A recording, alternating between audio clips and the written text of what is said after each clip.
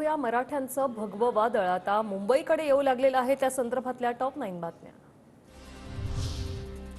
छातीवर गोळ्या झाडल्या तरी आता माघार नाही। मुंबई पदयात्रेपूर्वी माध्यमांशी जरांगेंचा संवाद। आजपासूनच आमरण उपोषण करत मुंबईला जाण्याचा विचार। समाजाला विचारून निर्णय घेणार जरांगेंची भूमिका।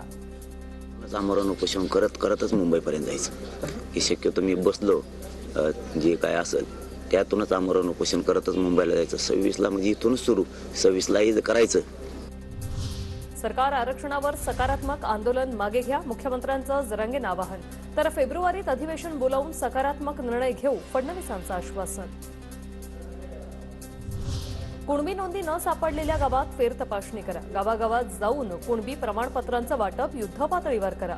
मुख्यमंत्र्यांच्या जिल्हाधिकारी आणि विभागीय आयुक्तांना सूचना। शेवटच्या श्वासापर्यंत लढणार मराठा बांधवांचं बलिदान डोळ्यासमोर दिसतंय।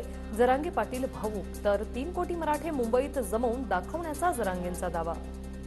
मुंबईच्या गल्ली गल्लीत मराठा आणि मराठाच दिसणार तुम्हाला 26 तारखेला। आता जरी कमी दिसले तरी तुम्हाला 26 तारखेला 3 करोडचाही आकडा पार केलेला दिसेल। जरांगेंना आश्वासन दिलेले 2 मंत्री पुढे का येत नाही? आश्वासनांची पूर्तता न झाल्यानं ते 2 मंत्री तोंड दाखवत नसावे। मराठा आरक्षणावर शरद पवारांची प्रतिक्रिया। 2 मंत्री गेले होते आणि त्या 2 मंत्र्यांनी त्यांना काही आश्वासनं दिली होती। ती आश्वासनं पाळलेली नसावीत असं दिसतंय। सरकार निर्दयी। आरक्षण न मिळाल्यास सरकारमधील मंत्री आमदारांच्या राजकीय करिअरचा सुपडा साफ करू। वेळ आल्यावर ट्रॅप समोर आणणार जरांगेंचा इशारा। पाहिजे त्याने आरक्षण दिलं नाही पाहिजे असं जर यांनी ठरवलं असेल तर मग मात्र यांचं राजकीय करिअर पूर्ण कायमचं सुपडा साफ केल्याशिवाय चालणार नाही। मराठा जरांगे पाटील यांना कुणी ट्रॅप केलं हे त्यांनी सांगावं हसन मुश्रीफांचं आवाहन। मराठा आरक्षणासाठी सरकार सकारात्मक। आठवड्याच्या आत मराठा समाज मागास असल्याचं सिद्ध करू आणि पुढील निर्णय घेऊ मुश्रीफांची माहिती।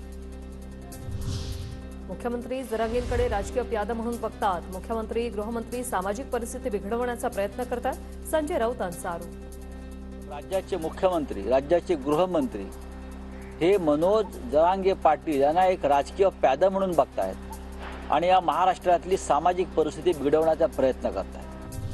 2.5 वर्ष स्वतः झोपा काढल्या त्यांच्यामुळे आरक्षण रद्द झालं। तुम्ही राजकारण करू नका। भुंकणाऱ्यांना समाज रस्त्यावर येऊन जोडे मारतील। शिरसाटांचा राऊतांवर पलटवार। करू नका म्हणून असे हे भुंकणाऱ्याला समाज सुद्धा त्यांना पाठीशी घालणार नाही।